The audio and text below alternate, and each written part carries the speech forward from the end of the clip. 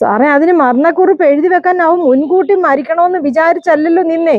ഈ രണ്ടാമതും മൂന്നാമതും വന്ന് അടിച്ച് ആ വിഷമത്തില് അമ്മയുടെ മുന്നിൽ ഞങ്ങളുടെ എല്ലാം എന്നെ അവൻ അമ്മ പോലെ എന്റെ പാല് കൂടെ കുടിച്ച് അവൻ വളർന്നത്. അവളാന്ന് മോനെ കെട്ടി പിടിച്ചിട്ട് പറഞ്ഞു, മോനെ അടിക്കല്ലേ എന്ന് പറഞ്ഞിടക്കി അവര് വിടുന്നില്ല.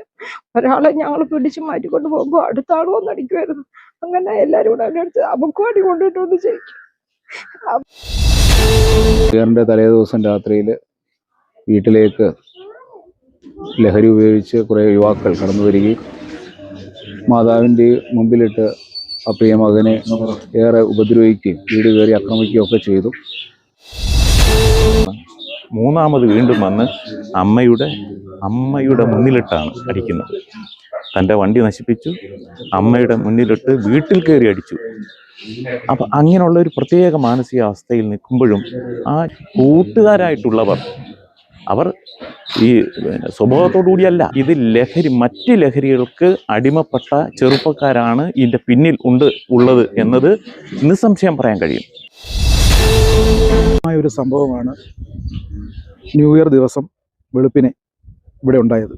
ജിജോ എന്ന പേരുള്ള 23 വയസ്സുള്ള ഒരു ചെറുപ്പക്കാരൻ, സ്വന്തം അധ്വാനം കൊണ്ട് കുടുംബം പുലർത്തുന്ന ചെറുപ്പക്കാരൻ, ഭീകരമായ മർദ്ദനമേറ്റതിൻ്റെ മനോവിഷമത്തിൽ അമ്മ ഉറങ്ങിയപ്പോൾ വീടിനകത്ത് കയറി തൂങ്ങി മരിച്ചു എന്നുള്ളതാണ് സംഭവിച്ചത്. ഇത് കുറച്ച് നാളുകളായിട്ട് ഈ നാട്ടിൽ വ്യാപകമായ മയക്കുമരുന്നും മറ്റ് അനാശാസ്യ പ്രവർത്തനങ്ങളും ചെറുപ്പക്കാരുടെ ഭാഗത്തു നിന്ന്, അത് ഇവിടുത്തെ മാത്രം ചെറുപ്പക്കാരല്ല, പുറത്തുനിന്ന് വരുന്ന ചെറുപ്പക്കാരടക്കം പങ്കെടുക്കുന്ന നടപടിക്രമങ്ങൾ നടക്കുകയാണ്. അതിൻ്റെ ഭാഗമായി ന്യൂ ഇയർ ആഘോഷത്തിൻ്റെ മയക്കുമരുന്ന് ഉപയോഗിച്ചതിൻ്റെ അടിസ്ഥാനത്തിൽ ചെറുപ്പക്കാർ നടത്തിയ പ്രവർത്തനമാണ്.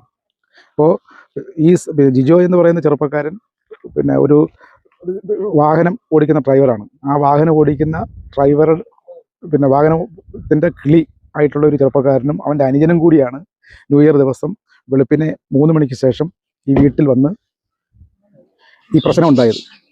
വലിയ അങ്ങോട്ട് മർദ്ദനം ഉണ്ടാകുന്ന സ്ഥിതി ഉണ്ടായി. ജിജോയ്ക്ക് കാര്യമായ മർദ്ദനമേറ്റു. അമ്മയും നാത്തൂൻ്റെ മകനും കൂടി ഇടപെട്ട് ആ ചെറുപ്പക്കാർ 2 പിള്ളേരെയും പറഞ്ഞയക്കുന്നു. അതിനുശേഷം ഈ മർദ്ദിച്ചിട്ട് പോയ ചെറുപ്പക്കാരുടെ കൂട്ടുകാരെന്നുള്ള അർത്ഥത്തിൽ വാഹനത്തിൽ കുറച്ചധികം ചെറുപ്പക്കാർ ഒരുമിച്ച് വന്ന് വീണ്ടും മർദ്ദനം നടക്കുകയാണ്.